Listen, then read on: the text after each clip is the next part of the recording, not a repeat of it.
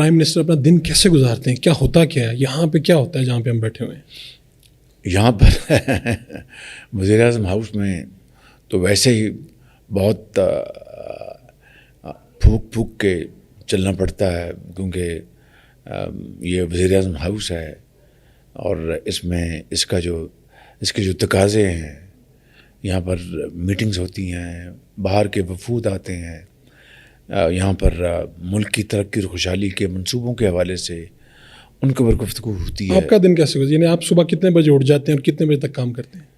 میں صبح اللہ تعالیٰ توفیق عطا فرمائے فجر کی نماز ادا کر کے، تو اگر تو میں رات کو لیٹ سویا ہوں ٹھیک ہے، تو نماز ادا کر کے پھر میں 1-1.5 گھنٹہ سو جاتا ہوں۔ اگر رات کو جلدی اگر سو گیا ہوں تو پھر میں فجر کی نماز کے بعد پھر میں نہیں سوتا، پھر میں کچھ قرآن کریم کی تلاوت کرنے کے بعد پھر میں چائے کا کپ پیتا ہوں، سوئمنگ پہ چلے جاتا ہوں، کیونکہ اس کے بغیر میرا ایک دن بھی گزارا نہیں۔ اچھا، یہ ڈیلی آپ نے سوئمنگ ضرور کرنی ہے؟ یہ میری زندگی کا حصہ ہے، کیونکہ میری کمر کی تکلیف بھی بڑی 30-35 سال سے ہے، تو الحمدللہ میری سرجری نہیں ہوئی، یعنی چھری سے میں بچ گیا ہوں، ورنہ 2-3 مرحلے ایسے آئے تھے کہ ڈاکٹر چھری سے چیر پھاڑ کرنے کا ارادہ رکھتے تھے۔ یہ آپ کینسر والی بات کر رہے ہیں؟ وہ تو میری امریکہ میں اس کی تو سرجری ہوئی، میں کمر کی بات کمر کی، ٹھیک ہے۔ وہ تو کینسر تو انہوں نے نکالا چھریوں سے، اس کے بغیر کہاں سے نکلتا ہے کینسر؟ وہ بھی بڑا مشکل مرحلہ تھا، چیر پھاڑ کرنی پڑتی ہے جی، وہ تو ایک بس ٹچ اینڈ گو۔ کتنی دیر وہ رہا وہ مرحلہ، مشکل مرحلہ کینسر والا؟ وہ آپریشن جو ہے، آپریشن بھی اس سے پہلے بھی، یعنی کتنی دیر تک؟ اس سے پہلے کوئی جو اس کے سمٹمز تھے وہ کوئی تقریباً 8-10 مہینے رہے مجھے، 8 مہینے جی، 8 مہینے، 6-8 مہینے۔ تو بس رب نے زندہ رکھنا تھا، اس کی نعمت ہے، میں اس کا زندگی بھر شکر ادا کر سکوں، نہیں کر سکتا، اسے زندگی دی۔ لیکن آپ کی روٹین سے نہیں پتہ چلتا کہ یہ آپ کینسر سروائیور بھی ہیں، کمر کا مسئلہ بھی ہے؟ بس یہ اللہ تعالیٰ کی دین ہے، میں ایک ناچیز انسان ہوں، خطا کار انسان ہوں، رب نے بس ہمت دی، اور میری یہی دعا ہے کہ میں آخری دم تک اس ملک کی جس بھی حیثیت میں، جس بھی پوزیشن میں حقیر خدمت میں جو بھی کر سکوں، وہ میرے لیے دم غنیمت ہے۔ آپ کی زندگی میں بے شمار مشکل دن آئے ہیں، لیکن کون سا دن ہے جو آپ کو نہیں بھولتا، بہت مشکل دن؟ حالیہ سالوں میں یہ IMF کا جو ہمارا جو چیلنج تھا، ڈیل تھی، اس نے مجھے جون کے سیکنڈ ہاف میں بہت پریشان کیے رکھا، کیونکہ 30 جون آخری ڈیٹ تھی، اس کے بعد معاہدہ نہیں ہو سکتا تھا۔ تو جون کے سیکنڈ ہاف میں جب میں نے دیکھا کہ یہ معاہدہ یعنی تعطل کا شکار ہو رہا ہے اور یہ بڑی مشکلیں آ جائیں گی، تو اس سے مجھے بڑی ذہنی کوفت تھی، بڑا پریشر تھا۔ لیکن پھر الحمدللہ پیرس میں ہر چیز بدل گئی، رب تعالیٰ نے کرم کیا، تو بڑا فضل۔ اگر یہ خدا نہ خواستہ یہ معاہدہ نہ ہوتا تو پاکستان ڈیفالٹ کر جاتا، ہر طرف تباہی ہو جانی تھی۔ کون سا ایسا فیصلہ ہے جس پہ آپ فخر کر سکتے ہیں ان 16 ماہ میں؟ فیصلے تو بہت سے ہیں، کوئی ایک ایسا جس پہ آپ؟ 2 جی۔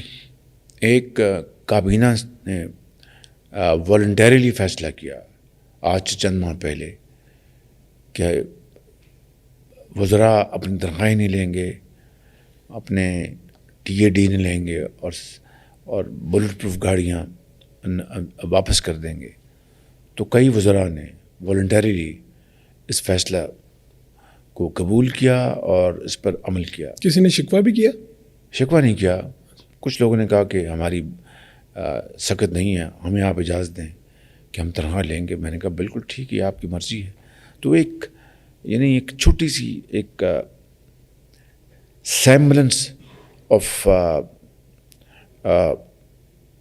میجرز آف آسٹیرٹی، یعنی سادگی اپنانے کا ایک چھوٹا سا ایک کاوش اور ایک مثال ہے. جی اس سے کوئی دنیا پاکستان کے مسائل نہیں حل ہونے تھے، لیکن جسے کہتے ہیں کہ لیڈرشپ بائی پرسنل ایگزامپل، کہ آپ خود پہلے اپنی مثال بنائیں پھر لوگ آپ کے پیچھے لگتے ہیں. دوسرا فیصلہ میں سمجھتا ہوں کہ جس میں مجھے میرے دل میں بڑا اطمینان اور سکون ہے، یہ ابھی آپ نے جو قیمتی تحائف دیکھے ہیں جو اس راہداری میں لگے ہوئے ہیں، یہ اس کی مالیت کروڑوں روپے کی ہے. پتہ نہیں 40 کروڑ ہے، 35 کروڑ ہے، 50 کروڑ ہے، 30 کروڑ ہے، یہ تو جو ایکسپرٹس وہ اس کو اسٹیمیٹ کریں گے، لیکن کروڑوں روپے کی مالیت ہے. یہ میری خواہش تھی کہ یہ یہاں پر اگر پڑے رہیں گے، ماضی میں 75 سال میں جو توشہ خانہ میں کئی قیمتی تحفے غائب ہو گئے، گم ہو گئے. میں کسی پہ الزام نہیں دے رہا، لیکن وہ یعنی کسی کے ہاتھ لگ گئے اور انہوں نے بیچ کے اپنی جیب میں ڈال دیے. تو آپ نے ڈسپلے کروا دیے یہ سارے؟ نہیں، میں نے اب فیصلہ کیا. جی کابینہ نے، میں کابینہ میں لے گیا، انہوں نے مہربانی کی. ان تمام تحائف کو ہم شفاف طریقے سے بیچیں گے، ٹھیک ہے، تمام تحائف کو، اور اس کی جو آمدن ہے وہ یتیم بچوں اور بچیوں کے جو ادارے ہیں ان کی فلاح اور بہبود، ان کی علاج معالجے، ان کی تعلیم کے لیے ان کے حوالے کریں گے. اس میں نے دیکھا کہ ایک آپ کے ذاتی دوست نے گھڑی بھی دی ہوئی ہے، کچھ میرے خیال ڈائمنڈز بھی ہیں. بڑے بہت مہنگی گھڑی ہے، کروڑوں روپے کی گھڑی ہے. تو ذاتی دوست بھی جو اگر تحفہ دیتے تو وہ بھی رکھواتے ہیں؟ وہ سرکاری تحفہ نہیں تھا، وہ ذاتی مجھے ملا تھا، میں نے جمع کرا دیا کہ بھائی یہ ان کو جمع کرا دیا. ابھی آپ نے بات کی تو بطور وزیر اعظم لوگ جاننا چاہتے ہیں کہ آپ کتنے تنخواہ لیتے رہے ہیں؟ نہیں، میں تنخواہ نہیں لیتا.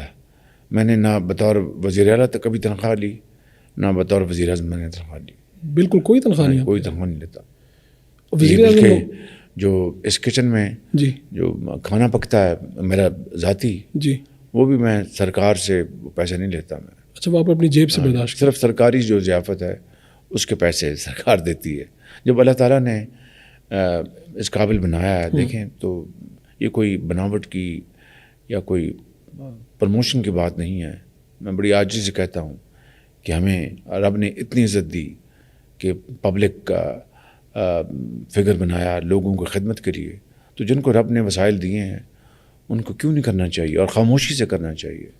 اس کی کوئی ڈھنڈورا نہیں پیٹنا چاہیے.